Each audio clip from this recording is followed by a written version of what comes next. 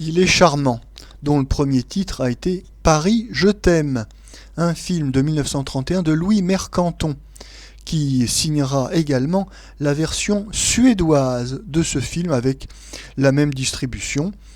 Dans les rôles principaux, nous retrouvons mesdames Meg Lemonnier, Madeleine Guity, dans un petit rôle Viviane Romance, Christiane Deline et messieurs Henri Garat, Armand Dranem, qui fut une très très grande vedette du café-concert pendant près de 40 ans. Louis Baron fils, Jean Mercanton. Le sujet, un jeune étudiant en droit, donc Henri Garat, recalé aux examens, devient notaire en province, engage comme Claire la jeune fille qu'il aime, c'est-à-dire Meg Lemonnier, transforme son étude en music-hall, et tout se termine par un mariage splendide. Nous écoutons maintenant la critique de François Vineuil. Texte intégral. On peut voir actuellement M. Henri Garat dans 2 films à chansons, ou, si l'on préfère, 2 films pour chansons, tant il appert à la façon dont on nous serine ces fadaises, que leur diffusion phonographique est un des principaux facteurs de l'entreprise. Nous avons nommé Il est charmant et La fille et le garçon. Il est charmant passe au Paramount, et cela dit, nous ne devrions rien ajouter. La production de Paramount échappe de plus en plus aux commentateurs. On a pu créer des chroniques pour la chapellerie, la couture, le vêtement masculin, qui sont choses soumises à la mode, au goût, à un sens variable de la ligne, de la couleur.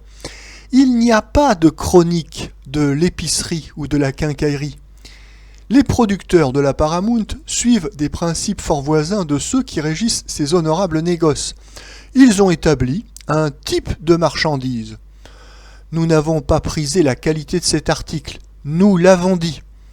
Ils doivent, eux, y trouver leur compte, puisque d'une saison à l'autre, leur modèle ne subit que d'infimes transformations. Ceci posé, le débat n'est-il pas clos ? Résumons toutefois rapidement le dernier ouvrage des studios de Joinville. Le héros n'est pas un prince, il est étudiant, ce qui donne quelque vivacité aux premières bobines. Mais le scénario ne tarde pas à faire appel aux classiques réminiscences théâtrales, du pire théâtre, naturellement.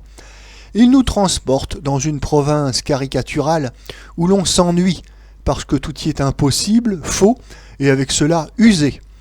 Quelques menues innovations de mise en scène, ça et là, voyantes, pas très ingénieuses, mais entre chacune, des maîtres et des maîtres de pellicule grossoyés. Ne sommes-nous pas chez un notaire ? Interchangeables, raccordés à grands points. La voix de M. Garat trémule à la manière de M. Maurice Chevalier. Pour les besoins de l'affiche, on a engagé M. Dranem.